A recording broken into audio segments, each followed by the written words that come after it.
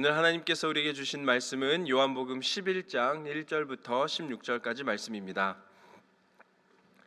이 말씀을 1절부터 한 절씩 교독하시고 마지막 16절은 한 목소리로 합독하시겠습니다.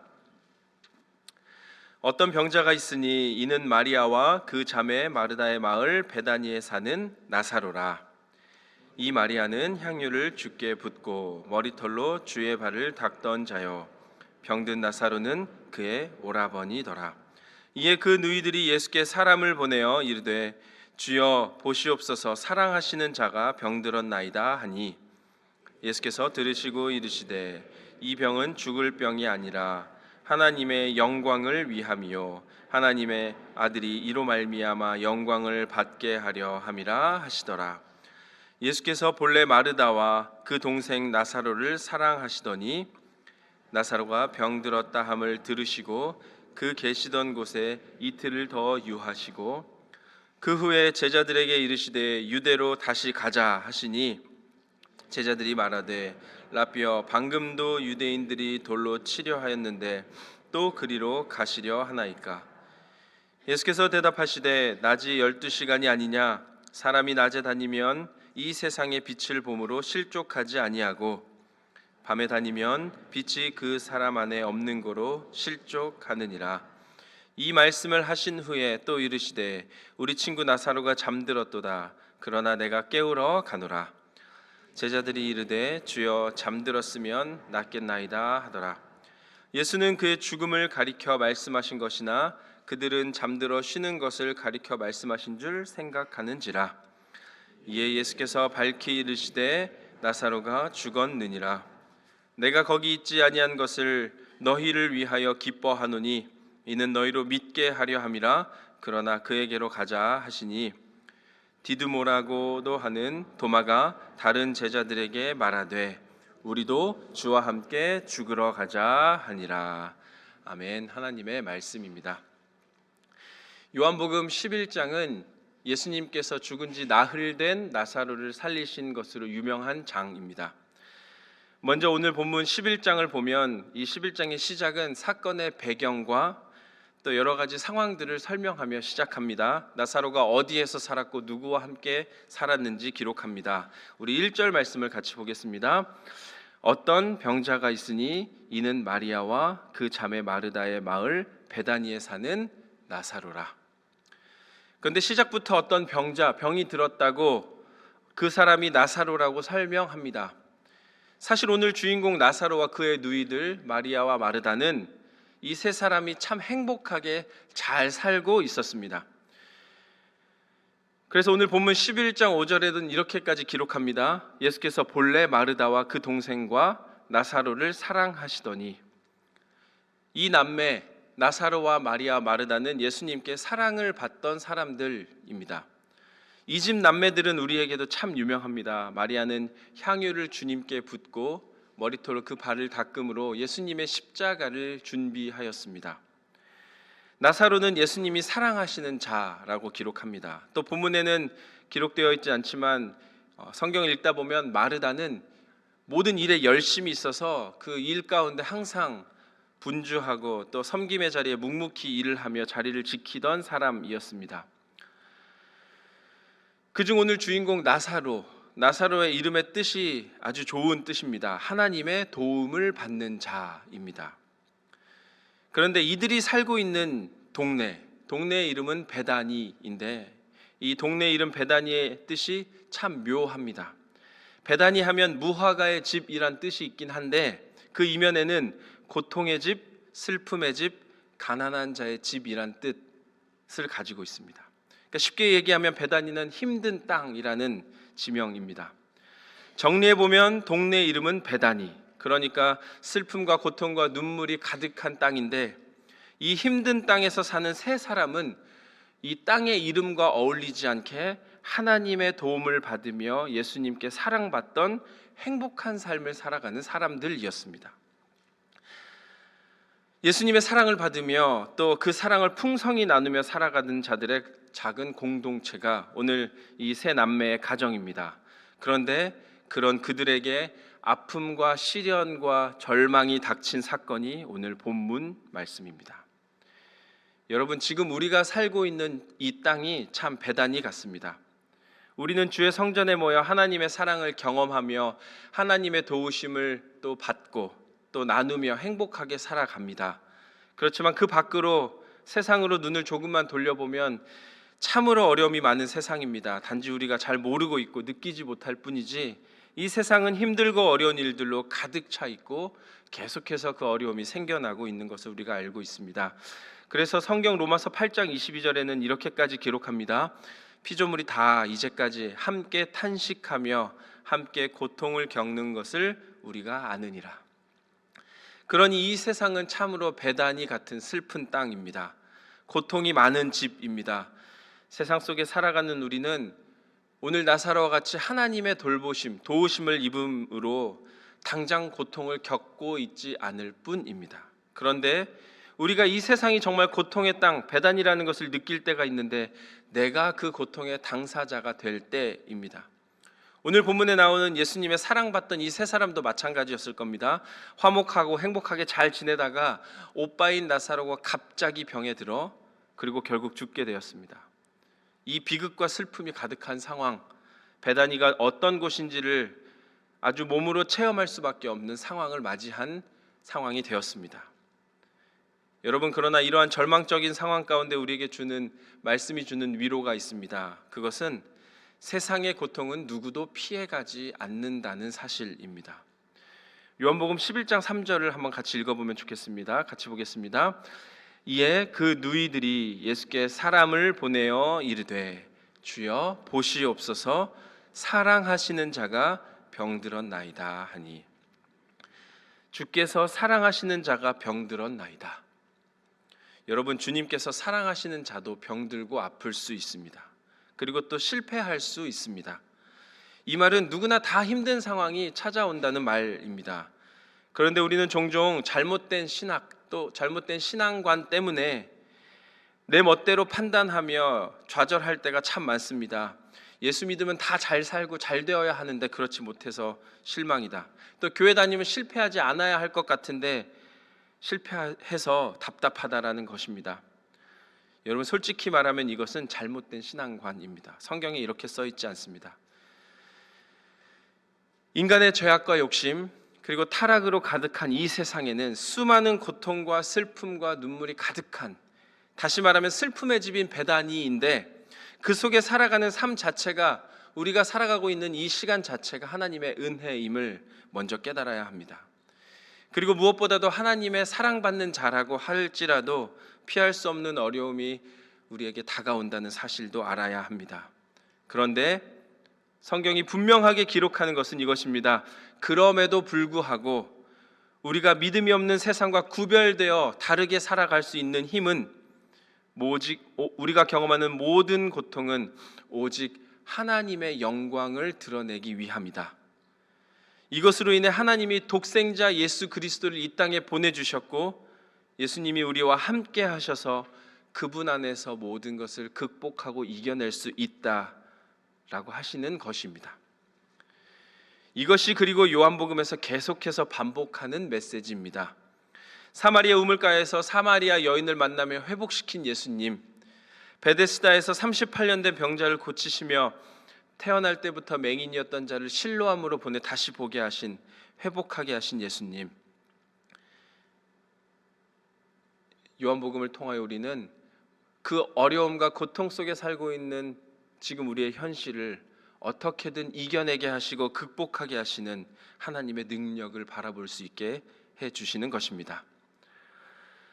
여러분, 예수님이 우리와 함께 하시면 베다니가 더 이상 베다니가 아닙니다.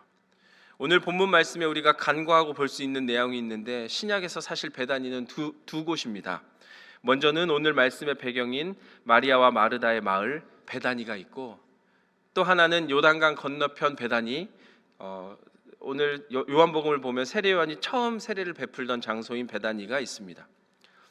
많은 신학자들이 추측하건대 예수님께서 나사로가 병들었다는 소식을 들었던 곳이 아마 다른 베다니라는 것입니다. 그런데 제가 이 말씀을 묵상하다 깨달은 것이 있습니다. 중요한 것은 어떤 베다니이든 어떤 슬픔의 집이든 예수님이 계신 곳이면 그 힘들고 고통의 땅, 슬픔의 집이라 여겨지는 그곳이 더 이상 슬픔이 아니라 희망과 기쁨의 땅, 회복과 소망의 집이 된다는 사실입니다. 그러니 여러분, 우리 삶에도 예수님이 함께 하신다면 원래는 베다니일 수 있지만 더 이상 슬픔이 가득한 곳이 아닌 그리스도의 생명이 가득한 생명의 집이 됩니다. 여러분, 오늘 나사로처럼 주께서 사랑하시는 자도 고통과 슬픔을 겪을 수가 있습니다. 그렇지만 우리가 알아야 할 정말 중요한 진리는 나에게 어떤 고통과 슬픔이 찾아온다 할지라도, 내가 정말 베다니 속에 살고 있는다 할지라도 하나님이 나를 사랑하시지 않는 것이 아니라 하나님은 언제나 저와 여러분을 사랑하고 계시며 하나밖에 없는 독생자를 보내주심으로 그 모든 것을 영광을 드러내는 도구로 사용하신다는 사실입니다.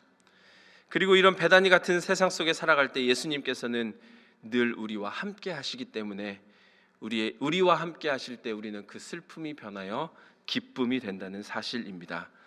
이 사실을 마음에 품고 살아가시는 저와 여러분이 되기를 주님의 이름으로 축원합니다.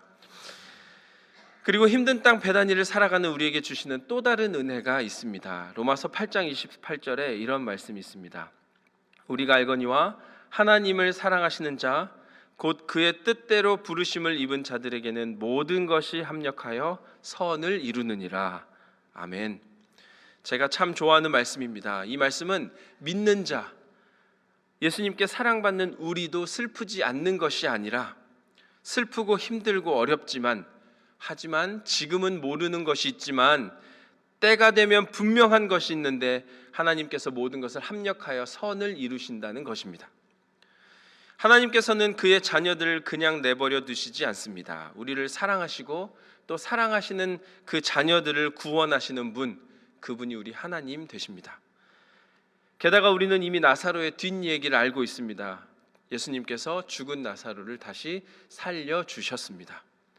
아무 희망 없던, 그리고 우리의 힘으로 도저히 해결할 수 없던 그 어려움을 예수님께서 찾아오신 그 이후에 그 문제가 완전하게 해결되었고 슬픔이 기쁨이 된 사실, 이것이 오늘 요한복음 11장을 통해 우리에게 부어주시는 은혜입니다.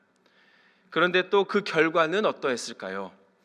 나사로가 다시 살아난 그 결과는 다음 장 요한복음 12장 10절 11절에 이렇게 기록하고 있습니다.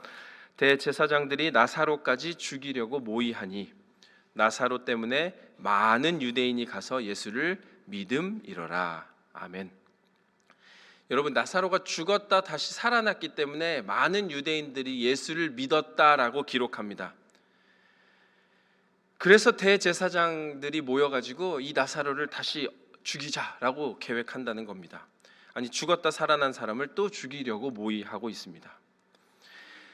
당시 유대인들은 예수님을 배척하고 미워하던 사람들이었는데 나사로의 다시 살아난 이 사건 때문에 예수님을 믿게 되었습니다. 이러한 결과까지도 다 알고 계시는 예수님은 오늘 본문 11장 4절에 이렇게 말씀하셨습니다.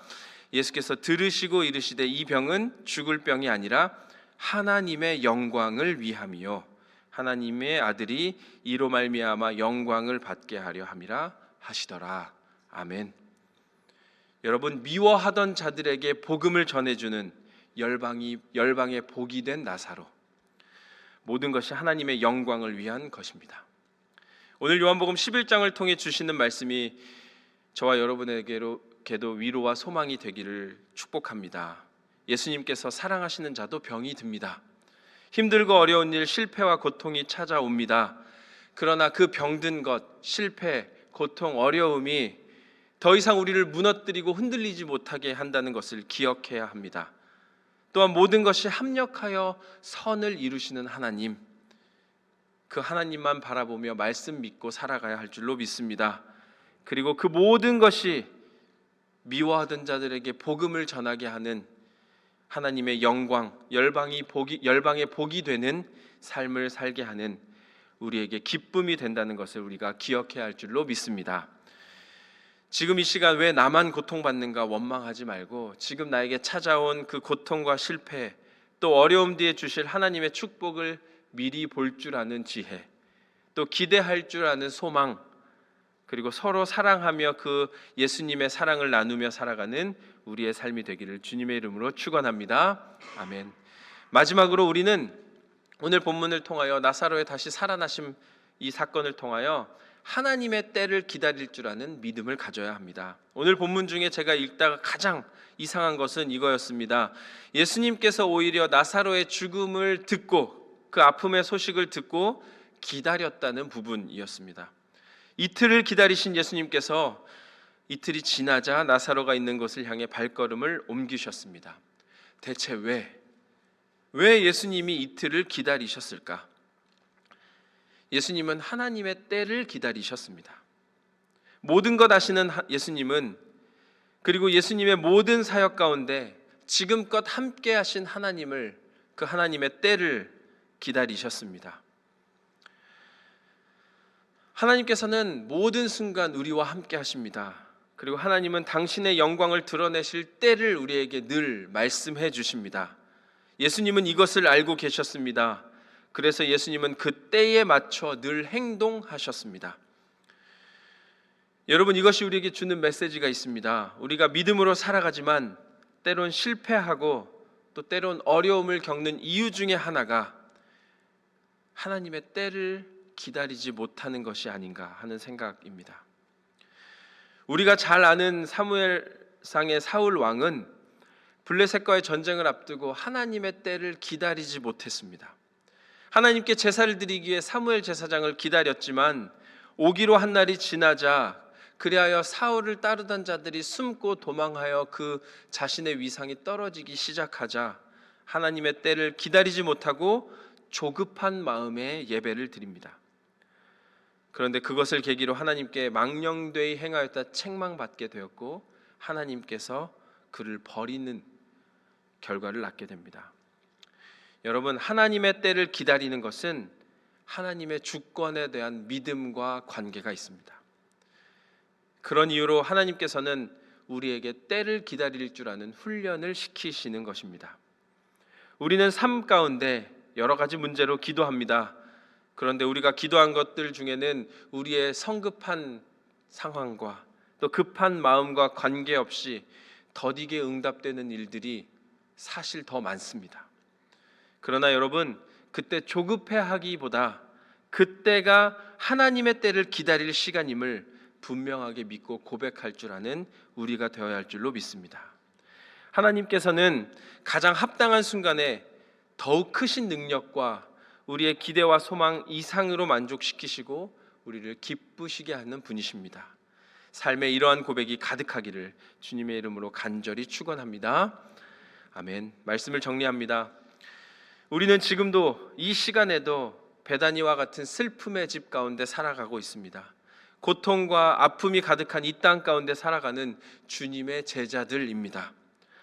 제자로서 살아간다는 것은 결국 나에게 찾아오는 어떠한 상황 가운데도 하나님이 나와 함께 하시는, 그리고 나에게 승리 주신다는 것을 믿고 살아가는 삶을 살아야 할 줄로 믿습니다. 여러분, 이것을 위하여 우리는 하나님의 주권에 대한 신뢰를 가지고 살아가기를 소망합니다. 또한 모든 것을 합력하여 선을 이루시는 하나님을 바라보며 나아가길 바랍니다. 그리고 하나님이 일하실 때를 잠잠히 기다릴 줄 아는 우리가 되기를 주님의 이름으로 간절히 축원합니다. 아멘.